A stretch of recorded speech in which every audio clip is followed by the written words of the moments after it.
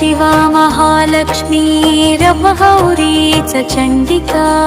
सर्वज्ञा सर्वलोकेशी सर्वकर्मफलप्रददा सर्वतीर्थमयी पुण्या देवयोनिरयोनिजा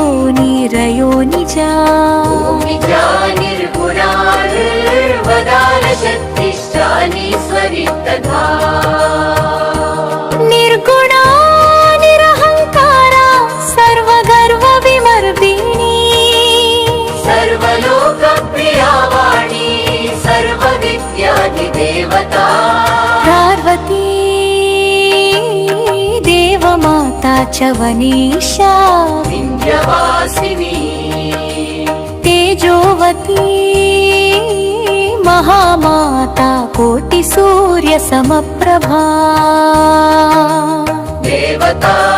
वह्निरूपा च सततेजा वर्णरूपिणी गुणाश्रया गुणमध्या गुणत्रयविवर्जिता कर्मन्द्रानप्रदा कान्ता सर्वसंहारकारिणी धर्मण्डा धर्मनिष्ठा च सर्वकर्मविवर्जिता कामाक्षी कामसंहर्त्री कामक्रोधविर्जिता शाङ्करी शाम्भवी शान्तचन्द्रसूर्याग्निलोचना सुजया जय भूमिष्ठा जाह्नवी जनपूजिता शास्त्री शास्त्रमयी नित्या शुभा चन्द्रार्धमस्तका भारती भ्रामरी कल्पाकराली कृष्णपिङ्गळा ब्राह्मी नारायणी रौद्री चन्द्रामृतपरिसृता चेष्टेन्दिरा महामाया जगत्सृष्टगीतानिनी ब्रह्माण्डकोटिसंस्थाना कामिनी कमलालया कात्यायनी कलातीता कालसंहारकारिणी योगनिष्ठा योगिगम्या योगिधेया तपस्विनी ज्ञानरूपा निराकारा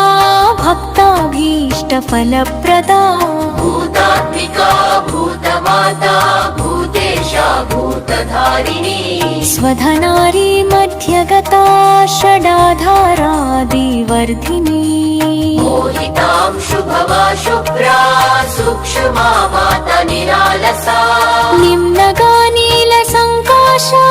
नित्यानन्दा हरा परा सर्वज्ञानप्रदायेनन्त सत्या दुर्लभरूपिणी सरस्वती सर्वगता सर्वाभीष्टप्रदायिनी इति श्रीदुर्गाष्टोत्तरशतनामस्तोत्रम् समा